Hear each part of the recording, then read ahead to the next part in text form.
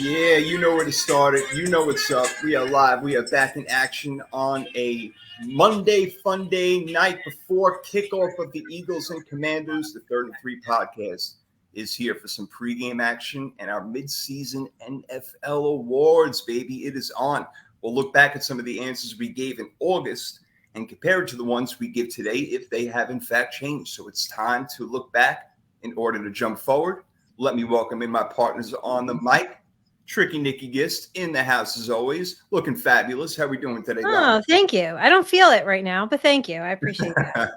Well, you look it, so it's all good. You know all what? Right, thanks. Look good, feel good, act good. D, you know what that's all about. Yes, sir. Got to. And that's what getting a bonus episode this week makes me definitely feel very good and look very good. Extra therapy this week. I love it. I don't even have to pay for it, man. It's a beautiful thing. I need this. This is great.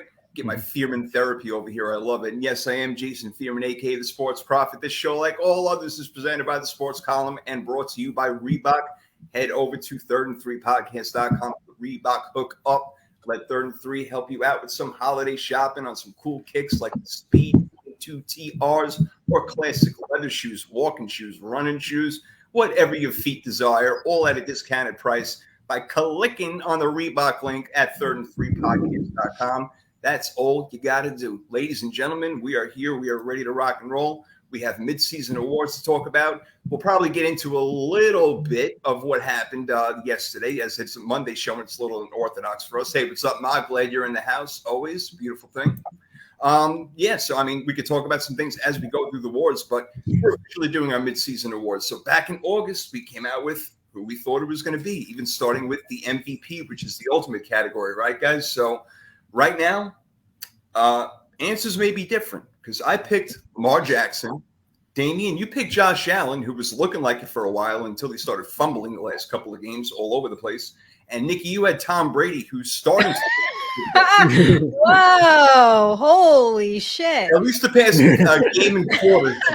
What's up, Courtney? What up, man? I mean, hey, you know what? It's preseason. Hey, we all thought I had Tom Brady with you, like leading the league in passing yards, and he's got what, 12 touchdowns, 2 interceptions, something like that. But yeah, maybe not the MVP. I don't know. So what about right now? Who jumps out to you guys, Nikki? I mean, you're probably thinking about changing your mind on that one. So who do you got?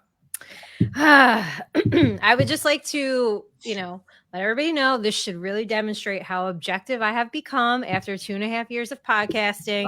All right, Courtney. Okay. Listen, I don't think Jalen Hurts is going to win, and it pains me to have to pick an Eagle player. Believe me, it pains me more than anyone could possibly know. But I will give credit where credit is due, just for sheer talent and athleticism. I really wish it was on any other team but the Eagles. Like, it just sucks. It has to be in my division. But Jalen Hurts, he has a higher quarterback rating than Mahomes and Allen. So he's at 107.8. He has a higher completion rating than the both of them. And he only has 2 interceptions on the season so far. Yeah. So, and plus Philly's undefeated, which D, you predicted, and I feel like it's like not a storyline. I know we're coming off the game of the year last night and everything, but Philly undefeated, if that was any other team, it would be all anybody's talking about. Yeah, I guess, listen, I hear what you're saying. I don't know. Maybe because they haven't played the big time opponent yet, or they haven't been on Monday Night Football enough. They played the Vikings in week 2. So maybe they don't have these standout games tonight. They're playing Washington, who they should destroy, but at least America's going to get to see it. So I'm with you. His statistics aren't gaudy, but they're winning the division. And again, a lot of it has to do with his rushing ability. And Courtney giving you praise over here for being a Giants fan and going ahead and giving that up to Philly. We definitely want to hear your guys' opinion out there. Who you think the MVP is now, who you had earlier in the season. D, like we said, you had Josh Allen, and he is the MVP for the Buffalo Bills, no doubt. But it looks like he took a step back in the race. Yeah, I had him, winning up until these last couple of weeks. And I think with him taking a step back, I have Patrick Mahomes taking that step forward. Leading the league in passing yards so far with 2,936. Also leading the league in touchdown passes with 25. 7 interceptions. So not as low as a Jalen Hurts, but definitely not high. Also completing 67% of his passes and also 215 rushing yards. We've seen him make a lot of plays with his feet this year, some really big runs to keep drives going. And he's going to make 3 or 4 plays a game to just make you say, wow. That's why he's Patrick Mahomes. So I got Patrick Mahomes right now, but I wouldn't be shocked if Josh Allen turns it around and puts himself right back into the MVP race. I think he could. He's got the ability. And what's up, Primetime? Glad you're in the house, bro. We definitely want you guys' answers to this MVP action right here. I think the thing with him is how healthy is he going to be? How much has that elbow really affected him? It didn't seem like it did yesterday, even though we threw a few bad interceptions, but he had the zip on the ball. So you're going Patrick Mahomes. Look, between Jalen Hurts and Patrick Mahomes, it's like splitting hairs. But if I had to, I'd probably go Mahomes because I feel like he may be a little bit more worthy or a little bit more MVP-ish to his team than Kansas City or Jalen Hurts is to Philadelphia, because Hurts is doing great. Don't get me wrong. I mean, he's throwing like perfect balls all over the place. His numbers aren't there. But I think the thing with Philly is that they have the running game to rely on, where Kansas City just doesn't. The running game is really Patrick Mahomes and either McKinnon or Pacheco or Clyde Edwards, who got nothing yesterday. I mean, they really don't run the ball. So it's really all on Mahomes. And again, you gave his numbers. He's only got 7 picks right now. He's throwing the ball all over the place, 366 attempts, completing 245. Look, the guy is doing unreal, 106 quarterback rating. I believe that's highest in the league. So I have to go with Patrick Mahomes on this one. And Courtney says, same thing with him. It's Hurts and Mahomes. But I'm going to throw in a little caveat for you guys. What about Tyreek Hill? Nikki, does Tyreek Hill deserve some recognition for MVP for what he's doing and basically breaking mid-season records right now? No, of course he does. I just figured it would go to a quarterback, but I do have my own category of non-quarterback MVP. So, I like that. Maybe we should do that. But I just want to correct you real quick. Jalen Hurts has the highest quarterback rating right now. Oh, he does. It's percentage points, right? I think you're actually right about that, because I think him and Tua are ahead of Mahomes right now, right?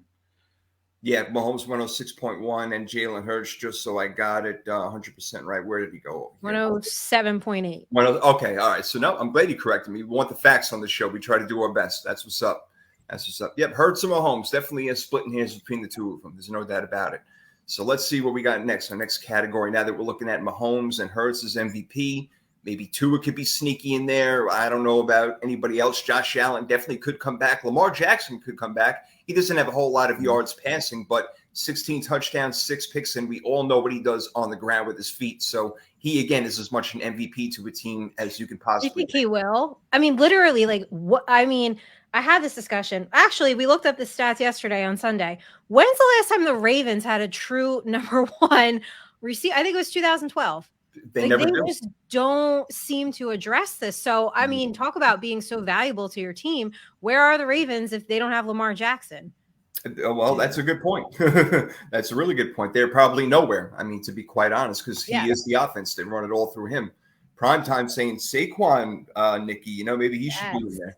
Well, yes, I definitely have him down for a couple other awards for sure. We got plenty of awards to go, like Offensive Player of the Year award, where we heard this back in August. Let me play it for you guys. I kind of gave one up earlier. Justin Jefferson, I think he's going to have a monster year this year. 1,800 receiving yards. I'm going to go 13 receiving touchdowns, 125 catches for Offensive Player of the Year. Not a bad pick right there, Justin Jefferson. Right now, he's looking pretty good. That was your pick back in August. Are you sticking with it? Because he is phenomenal. And yesterday, he was catching passes with like one finger. Yeah, he's absolutely phenomenal. And if it wasn't for Tyreek Hill, my pick would be Justin Jefferson. I think he's living up to my predictions. I just didn't know Tyreek Hill was going to be out here, on pace to have 2,000 yards. So I got to go with Tyreek Hill for Offensive Player of the Year. You mentioned his stats: 81 receptions so far, 1,148 yards. He is a little low in the touchdowns, only 3 touchdowns, but he's still out here dominating. And underrated stat, he's caught 76% of the passes that have been thrown to him this year, which is really high for somebody getting as many passes as he is targeted his way. Yep, it's really amazing. I mean, only 4 touchdowns like you talked about, but he is 300 yards more than Cooper Kupp. That's who's second on the list. I mean, what more do you want? He has been unbelievable. So, like you, I mean, I went with Austin Eckler in the beginning of the year, and he's rushing the ball well. He's receiving the ball. He's making things happen. But to me, Nikki, he's nowhere where Tyreek Hill is. And I mentioned him in the voting for MVP possibly. I mean, damn. Oh, yeah. No, you would have to go Tyreek Hill now. Yeah, I think Tyreek Hill now for sure. Yeah. Courtney talking about Tua for MVP. You know what? Why can't he be in there? He's got he's highest conversation. Yep, that's a good one. I like that, Courtney. I like that. He's definitely in there. No question. No question. So, yeah, that's talking about offensive player of the year. Defensive player of the year. Let's see who we had when we started out in August. I had Shaq Leonard, who hasn't been on the field that much, so forget him. Joey Bosa, he's had his injuries. That was you, Damian. Yeah. And Nikki, you went with Aaron Donald, who surprisingly we're really not hearing his name a whole lot right now. Oof, damn. I know. God, what was I thinking? Well, you were thinking that he's the best defensive player in the league, and that makes a lot of sense. So, I guess, you got to go out on the limb with mine.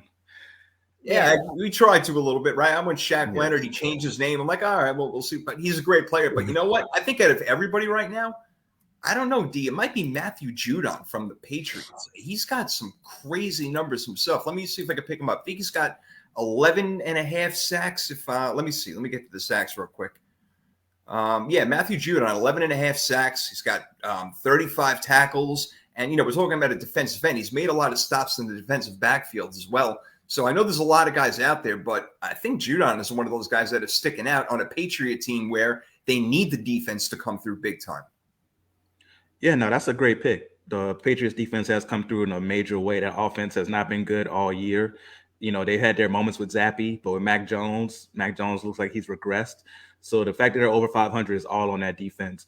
I'm going to go with Micah Parsons, though, for my pick. Okay. Dallas's defense up till the last couple of weeks has looked really, really well. And it's all about Micah Parsons getting to the quarterback, playing middle linebacker, playing in coverage. Like, he does everything.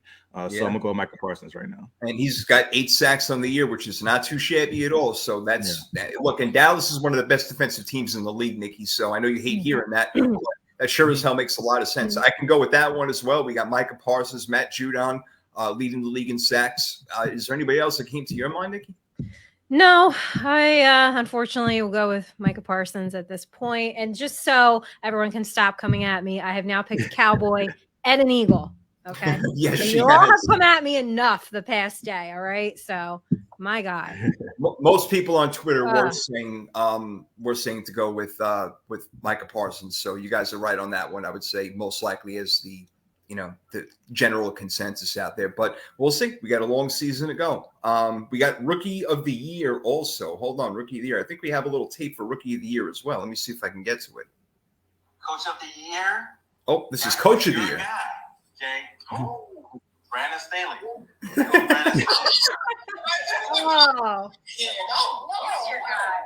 That's my guy. That's my nemesis. I'm going with Brandon Staley. I think the Chargers are going to improve. We know this is a narrative award. So whenever, it's not going to go by best coach. It goes by a team who improved the most or team who was able to go and get through the most adversity. This is a narrative award. I think the narrative. Let's put D on blast there for a second, just real quick. Nah, I definitely, like I said, I knew it was going to be a show full of me eating crow. So I was prepared. not just we don't have to do crow bites on Wednesday. Right? We're right now. We're right now. Just do it. You see, you're 1 for 1. You had the Jefferson who's rocking out right now, and then you went for the Brandon Staley action, but that's okay. It happens. Let's see who else we had. Let's see. Oh, well, you know what? If I could continue the actual coach, but we'll just say it. Nikki, who'd you have to begin the year? Brian Daboll. I had picked Brian Daboll. I am still rolling with that. I don't care if it's biased. I don't think it's a question at this point. Like, maybe Robert Saleh for the Jets. I don't know. I think Brian Daboll has completely turned the Giants organization around. They went from a 4-win team. Actually, every year was over by Halloween, and we're about to hit Thanksgiving in December, and we're playing meaningful football. I think he's just completely changed the culture around. He has got to definitely be a consideration, Coach of the Year. All right. Look, Courtney agrees with you. He's saying Daboll for sure. All right. For sure. Let's see. Okay. We got another one. Robert Saleh. A lot of people putting his name in the ring right now. He's doing a good job. Pete Carroll, maybe up until yesterday.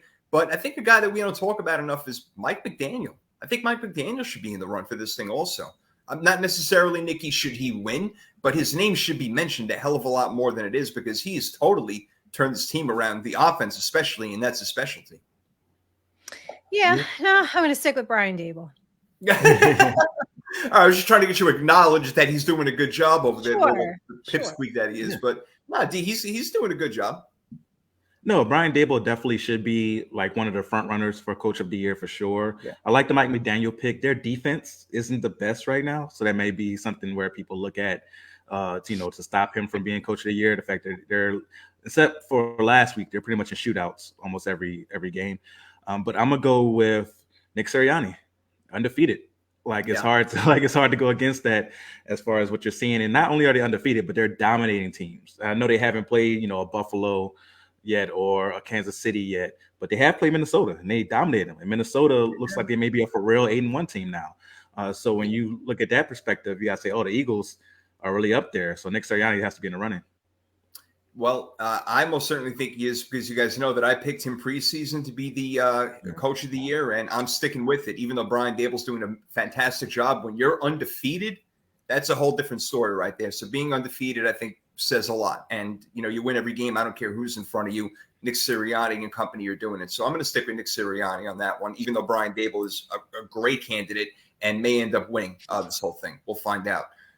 Comeback player of the year. Let's see who we had to begin this one.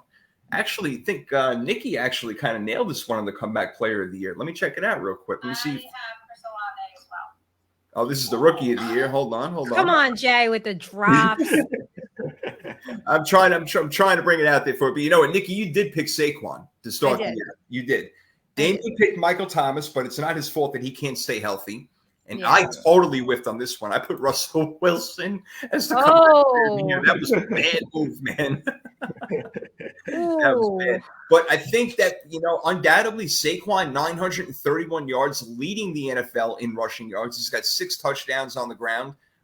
He's got 1 fumble. That's not really a big deal. I mean, he's already touched the ball almost 200 times just rushing. So, Nikki, homer pick or not, great call. Oh, I don't care if it's a homer pick. We got plenty of homer picks on this friggin' show. All right. No, I mean, and I've seen the argument for Geno as well. I wouldn't be mad at that. I've seen Derrick Henry, coming back from injury. I just think, listen, Saquon had such a long road, and to know and to hear him say he mentally was really not in a great position, and he feels so much better this year, and he was ready to go, and he was so frustrated with himself. I mean, there's back, and then he's just straight up dominating. So, he's the front runner for me. Yeah, it makes perfect sense. And we're hearing right now from Tommy and Courtney going back and forth over here in the chat line about Geno Smith, Damian. And Geno Smith has been something this year. I don't know what category, but comeback is hard to say, because what is he coming back from exactly? I mean, he was basically second string quarterback, backup quarterback for a while, wasn't hurt, but I think that he can be in the conversation because he is coming back from being known as a backup and now being a starter in the league, where his team is actually in first place in the NFC West, which probably won't be lasting long because my 49ers are coming. But do you think that he belongs in that conversation, or is he in a different category altogether? I think he belongs because he is coming back from being doubted, right? He's coming back from people not believing in him. So it's not the same comeback as from an injury, but it is a comeback in his own right. Now, I think Saquon deserves the award, so I'm going with Saquon as well right now because he's dominating. Geno's been very, very great, but Saquon's on a different level, man. And the thing is, it's not like that O-line is amazing. There's still times where Saquon's dodging tackles in the backfield and has to create, something out of nothing. So because of that, I'm going with Saquon. Well, and another thing, Saquon, everybody knows he's getting the ball, and they still can't stop him anyway. The Giants have no passing game to speak of, and Saquon is still doing all of this. Almost at 1,000 yards to the midway point already.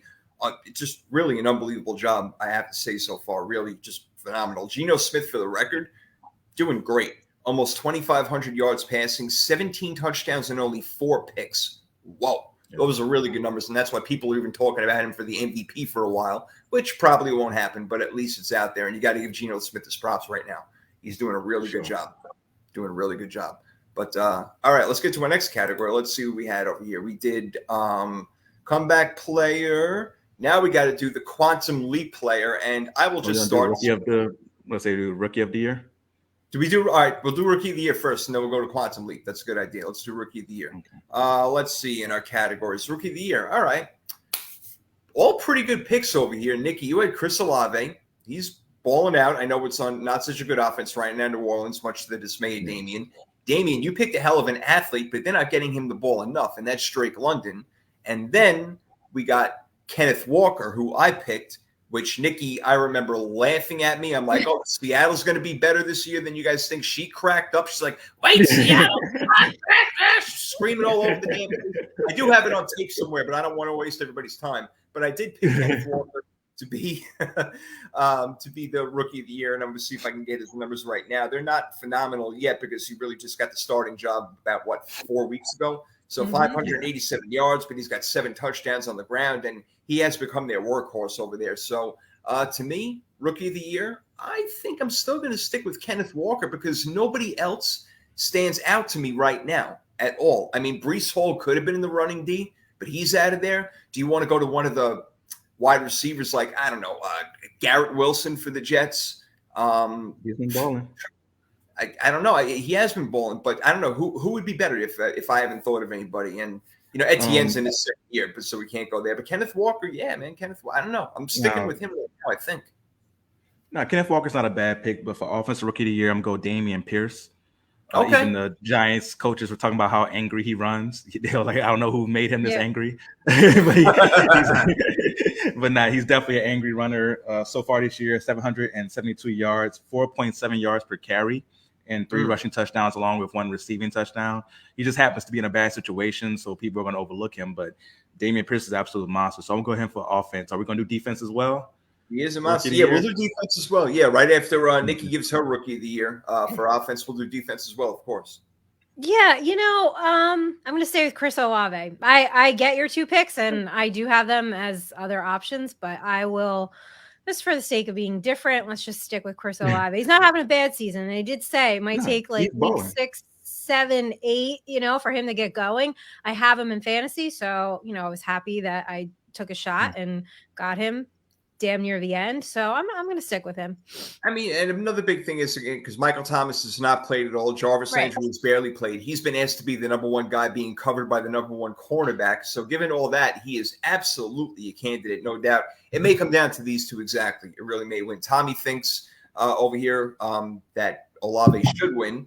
And getting to the defensive side, he's going with Sauce Gardner for defense. There's some really good defensive players out there, and some that you don't hear a whole lot based on where they're playing, like Trayvon Walker in Jacksonville, things like that. Derek Stingley Jr., you're not hearing a whole bunch of that. He's got to work on his tackling, but he's a cornerback. Right now, it's definitely, man, there's a lot of guys going through my head, defensively. Do you think Sauce Gardner is it, Damien, or are we thinking of somebody else?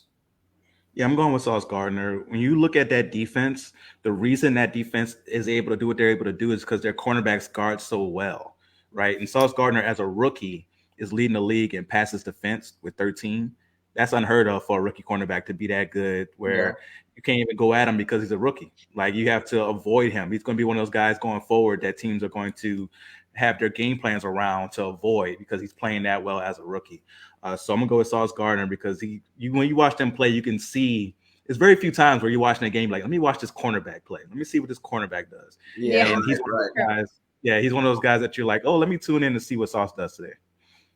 Yeah, so some teams are taking chances on him, and he's batting balls down. He's taking on the best receiver. I remember he put on the cheesehead thing. If you remember all that. But, Nikki, one other guy I have in mind, and he's not getting the recognition, again, because of where he plays, but Aiden Hutchinson is ripping it up in Detroit. He is an animal in Detroit. He really is. But, again, it's the Lions, so nobody gives a shit. But I would throw his name in there as well. Yeah, well, I think you have to. I'm going to stick with Sauce as well. But yeah, it's just funny, right? Depending on where you play. Like we just talked about how I feel like Philly doesn't get a lot of attention for being undefeated and having that great offense that they do. Yeah, Hutchinson's lighting it up, but you're in Detroit, so. That's the problem. Yeah. That's the problem. He's in Detroit. That really is the whole issue right there. And nothing but. There you but go. We recognize you on this show, and that's all that matters. There you go. That's right. 3rd and 3 says we're here. We understand. We get it. We know it. All right. So now we up to Quantum Leap. Yeah, we could do quantum leap player and team, right? Or it also could. I guess we could also throw in most disappointing team, just to throw in something different. There. Sure, yeah, I like. Hey, this is the award show, baby. Let's keep throwing it out. We Yeah. get the awards out before everybody else can steal it from us. So there you go. You guys both had Trevor Lawrence, who in the beginning of the year it looked like it's like, oh, this guy's going to take a quantum leap, but right now he's not. He's taking a little quantum fall, if you want to call it that. I don't know. Maybe he doesn't have the best receivers. Maybe, I don't know. So you guys went, and I was actually on board by saying, oh, that is a good pick. But I went with other one. You guys know who I went with. And Tua Tagovailoa has been destroying the NFL. Like I said, top QBR, the whole nine. So I don't really have to say much more. I think that he is the quantum leap quarterback of the year. I really defy you guys to say another one. Nah, you're right. You have every right to brag about that pick.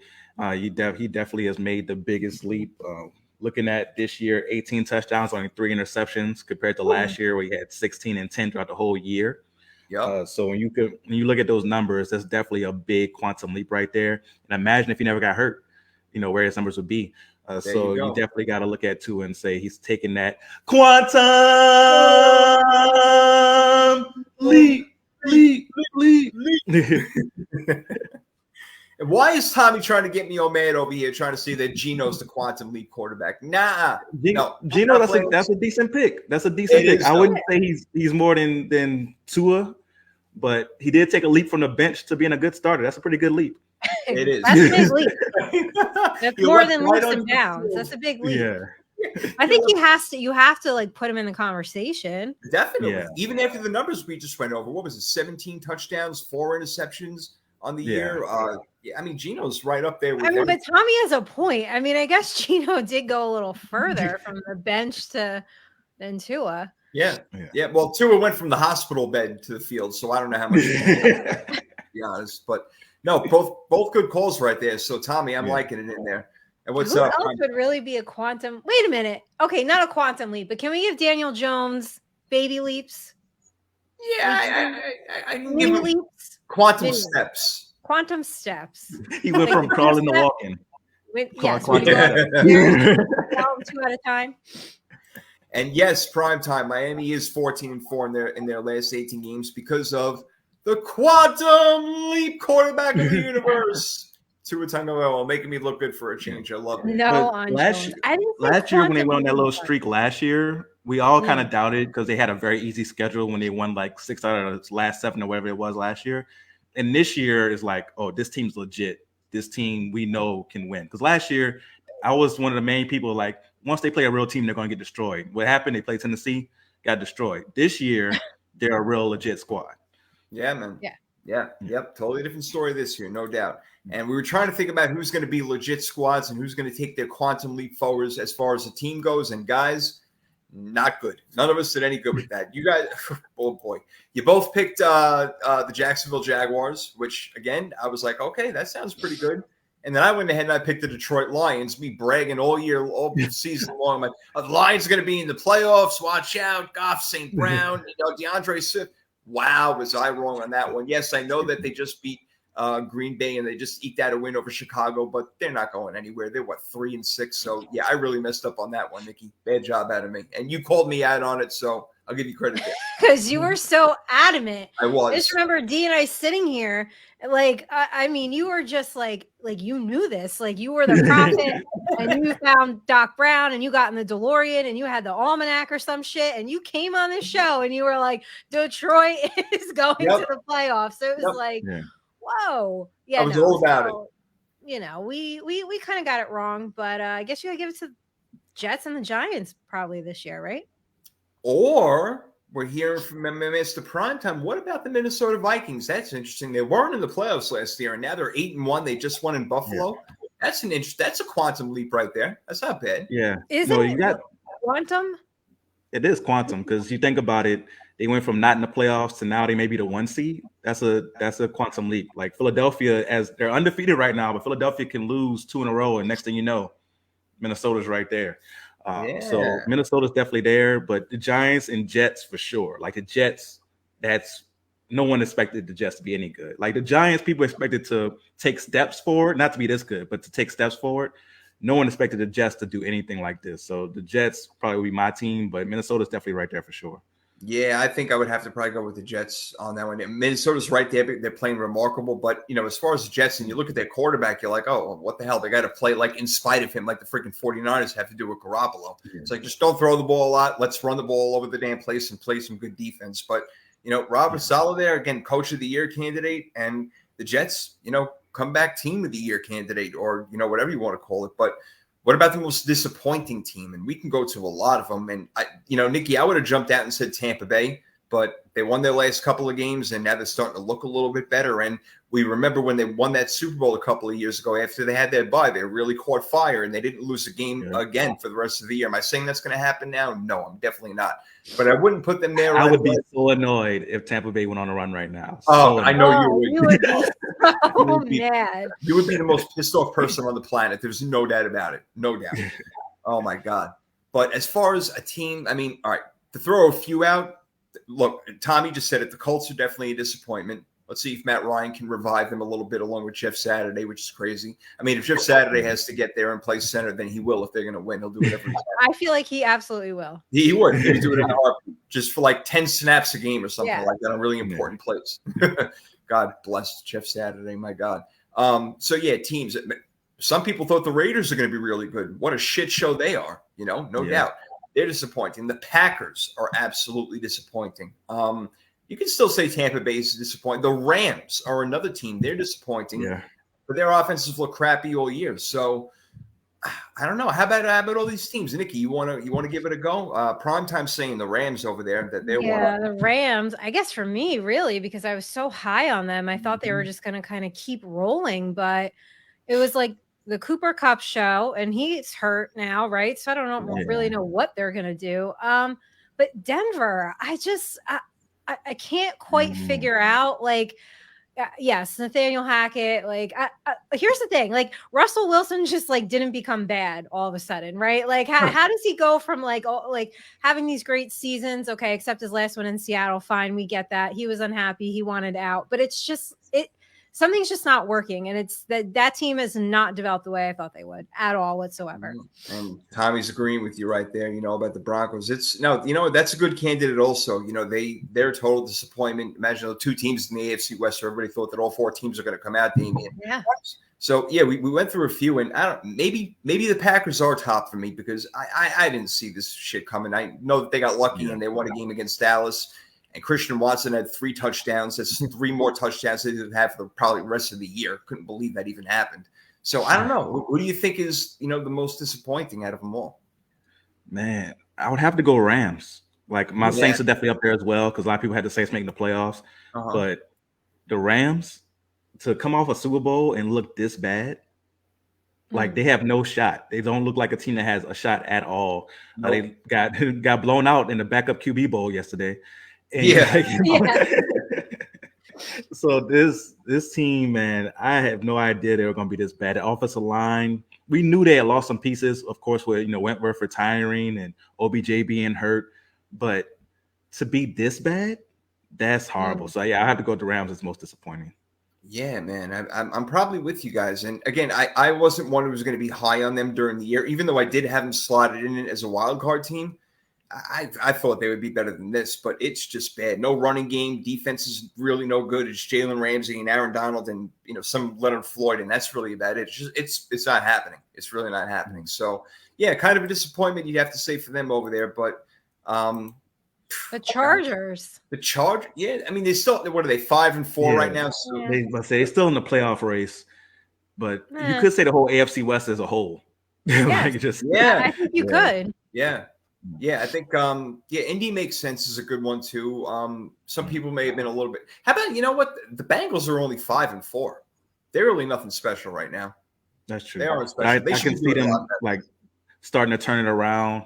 They had this huge game where Joe Mixon went off before the bye. Yeah. So I can see them maybe starting to turn it around for them. Well, let's see if they do. Because I don't think Baltimore is going to be slowing down. They got Roquan Smith to play on that team. I think that's a pretty hot move right there. And if Baltimore can get more healthy, and we'll save that for our show on Wednesday, of course. And guys, we'll be back on Wednesday. We still have a few more things to do over here before we get out. But I got a couple other things written down, guys. But did we hit every category that we needed to, or did I miss one? Are we updating our Super Bowl picks, or are we just gonna let that be? You know what? I I definitely got to update mine for sure, especially NFC wise. Yeah. You guys have to do that. I'm going to stick to my guns. I had Bills and Eagles. I'm not going to change it. I think that the Bills have been, even though right now I think that Kansas City is the better team. They really are. I think that I have to stick with my guns and my gut. I said Buffalo, Philly to begin the year. I'm going to stick with it then. Nah, it's a great call. My picks for the 1 seeds were Buffalo and Philadelphia. Now, Buffalo might not get that 1 seed, but Philadelphia looks like they're well on their way. Now, my Super Bowl pick definitely was not good. It was Bills versus Saints. So I definitely got to update that. I'm going to stick with the Bills and AFC. Like you said, Kansas City might look like the better team, but like we were talking off camera before, the Bills have beat themselves in all these games they lost. They haven't truly just been beaten yet. So because of that, I still believe in them. So I'm going to go Bills. And out of the NFC, I don't want to take your pick, so I'm not going to go Eagles. That's but okay. They look great. Okay. Yeah, they look great. But just to be different, I'm going to go Bills versus Go with the Boomer Bowl. Go with the Boomer Bowl. You could go 49ers there. They look pretty good, but I just don't trust Jimmy G in big time playoff games. So I guess I gotta steal your pick, man. I gotta go Bills Eagles too. I gotta jump on your side with that one. You know what, Nikki? Before we get to your pick, it's really hard to see any other team. I mean, maybe the Cowboys, but I don't really believe in them enough to stop. No, I don't. The Cowboys are going down to the first round. Come on. We're starting to see that pattern we see every year with the Cowboys, where now the defense is giving up more points. Dak isn't playing as well, and next thing you know, they get to the first round and they're the underdog at home. Yeah. Tommy likes Dallas and Buffalo. I don't know, but unfortunately, I just lost my train of thought over there as trying to make a point across, but that's okay. I'll let it go. Let it go. Mr. Primetime has Minnesota and Kansas City. Wouldn't that be something? That's funny because I changed mine to that. To Minnesota, really? Yeah. I last night changed it. I wasn't sure if we were doing it, and I was like, I think I need to update. I think I had Buffalo, Tampa Bay. And I probably could roll with Buffalo, but for the sake of maybe a little entertainment here, so we all don't have the same thing, because I know you think D and I are in cahoots. You are. I'll roll with Minnesota, Kansas City, but I reserve the right to change that when we come playoff time. Yeah, we'll have to make it again when playoffs start. Exactly. But I'll roll with that for right now. No, but that is interesting. D, when I was asking you the question, Minnesota didn't even pop up. It's so funny how we still think that they're like a little paperweight champion because over there. Playoff games happen in prime time, and we know we don't trust Kirk Cousins in prime time. That's right. That's right. We got prime time here joining us on the show, but that other prime time, no, not working. You guys see his dance on the plane? Yeah. I gotta say, with his chains on. Yeah, he looks pretty good with no shirt on. I might add it to we got 25 to the list now. The top 20. The top 20. I mean, it wasn't bad. Minnesota's an interesting one. I mean, they needed a signature win, and they just got it. So there you go. It was no Chris Carson, but I mean, hey, Nikki, that's the only thing with Kirk Cousins though. Like I could imagine doing some adult things. He's like, "You like that?" I don't know if that'll be sexy. What's that laughing? Beautiful. Oh, it's beautiful. All right. Well, before we get on out, because I know today's a quick show. We'll be back on Wednesday doing our picks, our freaky fantasy draft, everything, and all that good stuff.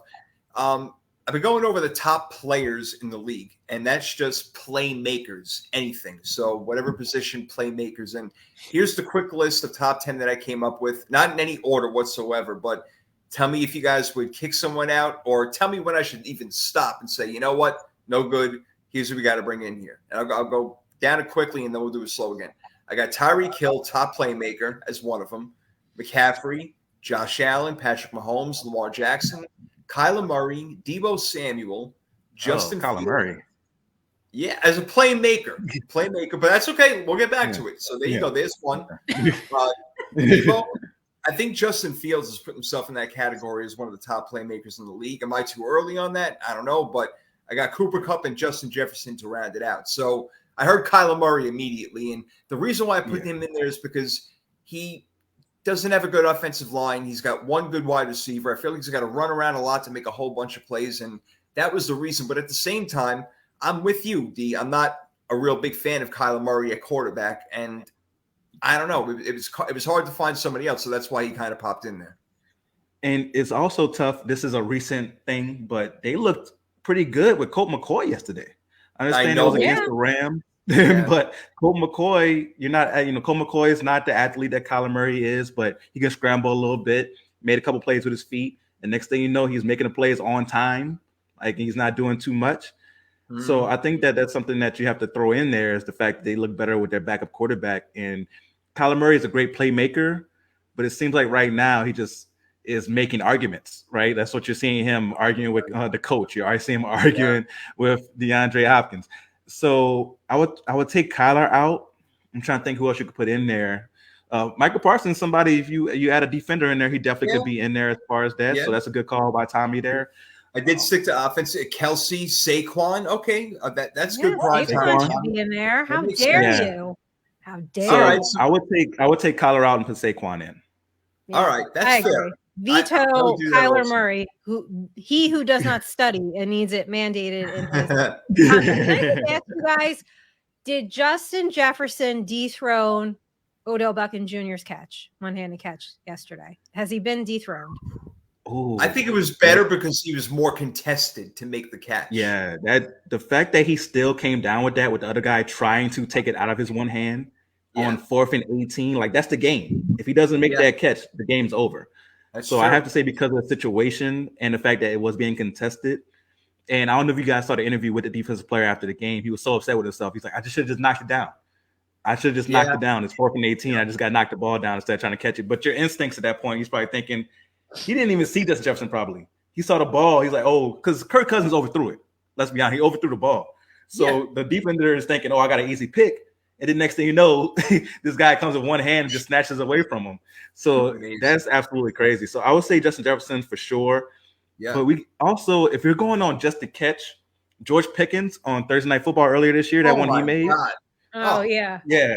That was absolutely ridiculous. I understand that catch didn't mean anything in the big scheme of things like this one did, but the fact that way he was able to contort his body and turn and still catch it with one hand and control it like that, that catch was absolutely crazy. That's going to be down like highlights of one-handed catches and great catches. That's going to be in the highlight reel forever. So there's a lot this year to choose from. Oh, yeah. Yeah, I think with Odell was we just really hadn't seen a one-handed, right? And like here he comes kind of out of nowhere. It's like, oh, it's one-handed catch. I mean, end up with a friggin' penalty on that. But still, I think it was like we hadn't seen it yet, right? Kind of. Not one like that, yeah. Because most of the one-handed catches at that point, I saw Randy Moss do a couple crazy ones where Randy would just catch it just like this, where you like, what kind of hands does this man have? Where he would do those type of catches. But that was the first of its kind, the Odell one, where he was fully stretched out, somehow got to the ball and still caught it with like 3 fingers. That was the first of its kind. So I think that's why it stands out so much. Yeah, it really does. Yeah, that was incredible. It really was. But now we see players doing it all the time, all over the place. But the degree of difficulty, it's just incredible. Some other honorable mentions real quick because we're about to get out of here. I put A.J. Brown, Jamar Chase, Alvin Kamara, Stephon Diggs. I put in Kelsey and Saquon, Mark Andrews. Now, Nick Chubb, Derrick Henry, they don't scream playmaker, but they get the job done every time. So while they're really just north-south runners, guys, I feel like they could belong somewhere in the top maybe 12 to 15-ish because without Chubb and without Henry, neither team is any good at all, in my opinion, Dick. Yeah. Yeah, I think you could put Derrick Henry in there because we know with Derrick, even though, he's going to get 4 or 5 yards, we still know that he's capable of, boom, 50. Boom, 65. Right. So he's definitely in there as well. Nick Chubb's also someone who can break out.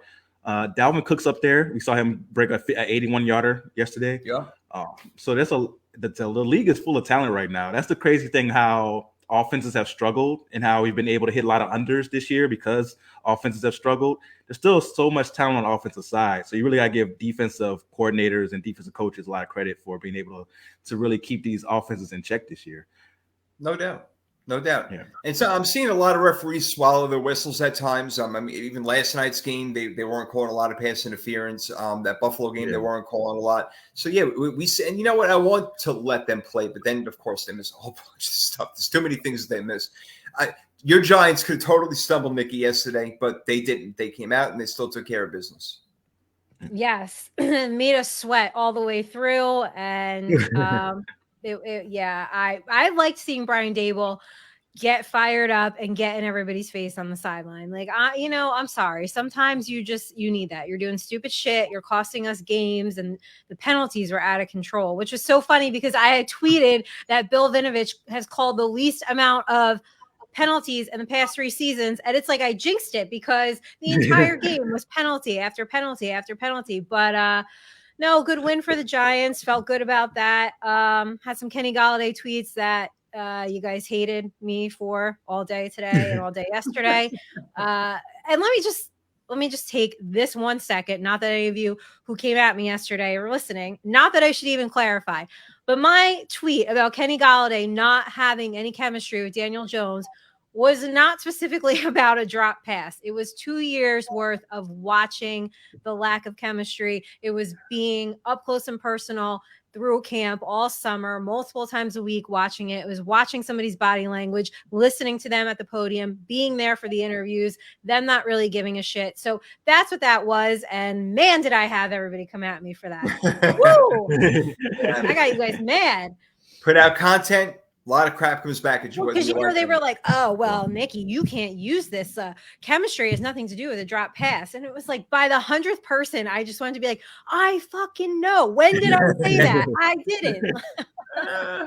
That's right. And the thing is, chemistry can have something to do with a drop pass as well. Like maybe the wide receiver isn't used to the velocity that the ball is thrown at, right? People said that about Brett Favre back in the day. Like you have to get used to the ball coming that hard at you to catch the ball, right? I'm pretty sure the same thing with Josh Allen, quarterbacks like that, where you're like, oh, okay, that ball came on me real fast. I have to get used to the ball coming on me. It could be real fast or real slow, depending on the quarterback, right? I know people with Chad Pennington, they're like, oh, I had to wait for the ball to take forever to get to me. Yeah. So it depends on who the quarterback is, and maybe you have to get used to knowing when to put your hands up.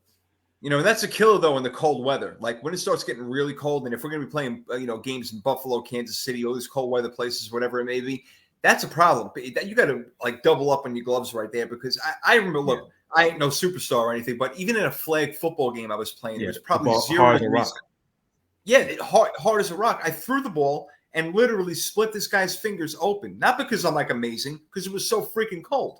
And the ball, so you got to watch when you throw the ball so hard. And I've seen it with Josh Allen where he's throwing the ball too hard and it may bounce off a face mask or it bounce off the fingertips and, like yesterday, get an interception or something like that. So you got to know you have to have more touch. That's what I love about Tua. Tua brings absolute touch. Does he fire the ball in there?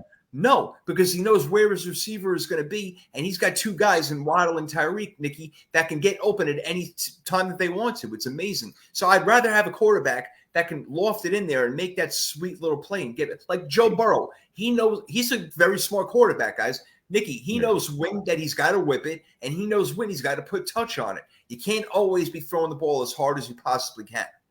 Yeah. No, I agree with you. I just needed to clarify. Yes, Primetime did have my back. I know he did. But you know how Twitter is.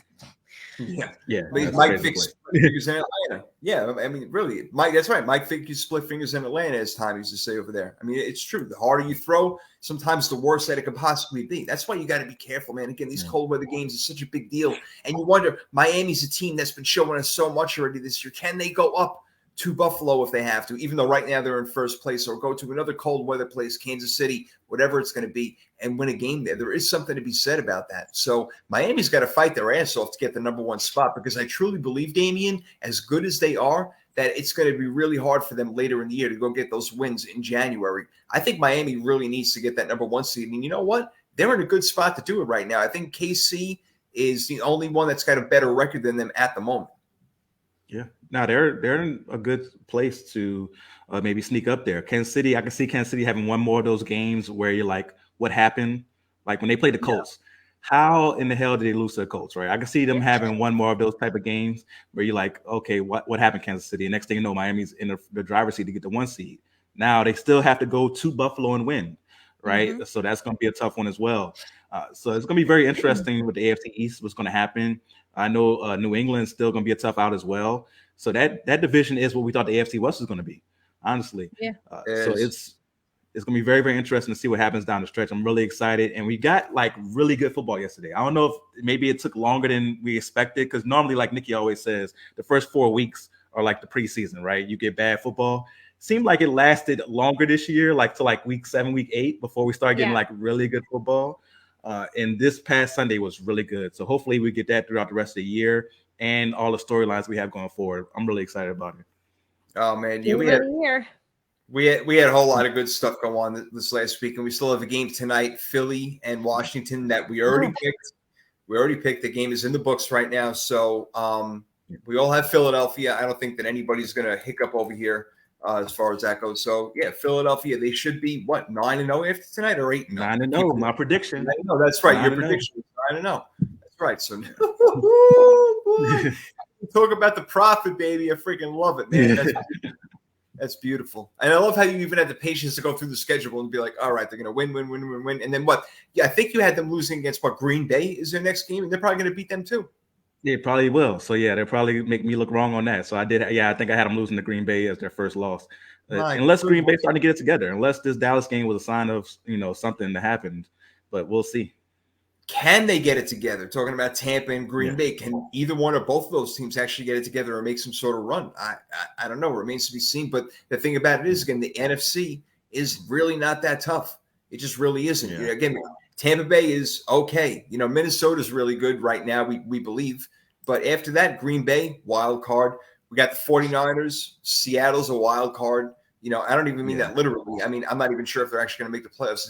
Nikki, do you think Seattle has been overachieving this whole time and they're going to come back to earth? Yeah, I do. I feel like they're going to hit like a maybe 3-game stretch or something like that, where they're just going to it's going to level off a little bit for them. Listen, I think the NFC East is going to send 3. So right now, it looks like they're going to.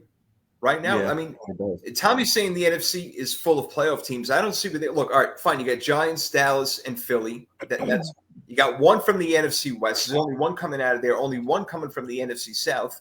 And then you talk about the NFC North, where you got Minnesota, and everybody else is under 500. It's really not a good conference. Yeah, no, it's not. So there's definitely, I could see Dallas and the Giants getting 2 of those wild card spots. So you have one that's up for grabs, and that could be the one where, if San Francisco and Seattle continue to both do well, then one of those teams will get it. But if Seattle has that drop off, like you guys are talking about, that's when a Green Bay can come back and make that type Tommy, of run. So, we need to have you on. Tommy's got a lot to say. Yeah. Come on one time. we appreciate your participation too, Tommy, for sure. Yes, Tommy, we're going to definitely give you a cordial invite over there. Yes. So without a doubt. So we appreciate that. We love it. We love all the comments. It's a beautiful thing. And again, we can't do the show without you guys. I need you. Love you. Awesome. What's this? Niners, Cowboys, Eagles represent the top 3 defenses in the playoffs.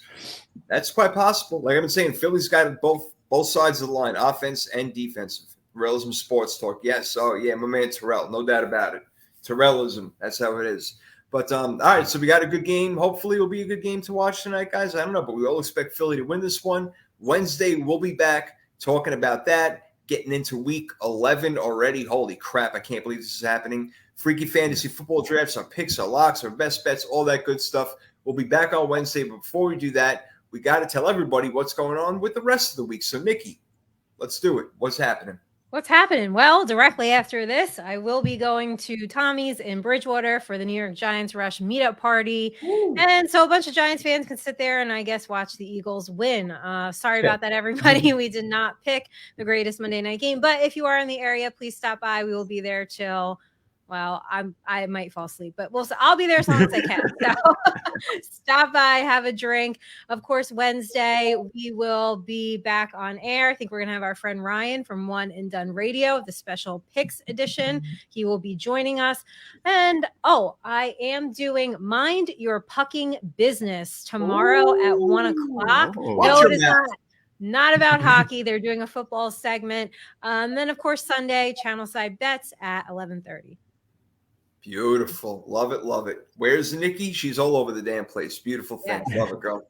Still making time for a home at 3rd and 3. D, I know you got your thing going on. You had a nice controversy that you brought out today, getting people coming back at you and everything. But you put out the quotes, you put out the facts, and you back it up, man.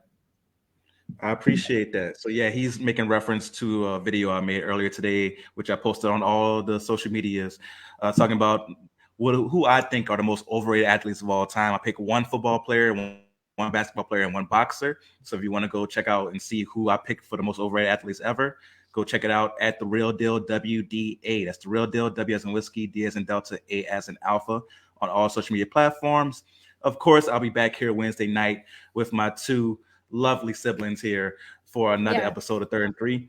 And then also The Real Deal with Damian Adams. We'll be dropping that one tonight after the football game. Do a little recap of week 10, along with some football talk and some boxing talk as well. So go ahead and check that out. And of course, the GSMC podcast as well. So just look up for the GSMC podcast network and you'll find me in the boxing and basketball section. But The Real Deal with Damian Adams, 3rd and 3 podcast, GSMC boxing and GSMC basketball. The reason you listen to these podcasts is because they keep you young. We just talked about earlier how Nikki's glowing right now. It's because right before the podcast, she was listening to one of my old episodes. And now she's glowing. The hair is flowing. It's because she listened to one of my podcasts. Jason looks young. The beard is looking, it's coming in real nice. You know why it's coming in real nice? Because he listens to my podcast, all right? So make sure you go ahead and listen to The Real Deal with Damian Adams so you can have your beard come in like Jason, or you can have your hair flowing like Nikki, all right? I love it, man. D, you're the best. I love it. That is great. That is great. All right. Power 32 is around at sporadic times, but again, 3rd and 3 is where it's at. Every Wednesday night, give you a little special Monday night action. Thank you guys for tuning in. We appreciate it. We love the comments. Keep it going. We'll be back Wednesday at 7 o'clock Eastern time. So be with us as we get you ready for week number 11. Are you kidding me? Yeah. Week 11 already? Nice. My God. Well, enjoy it while it's here, everybody. NFL football boys and girls, we're out for now. Give them the wave, Nick. See ya. Bye.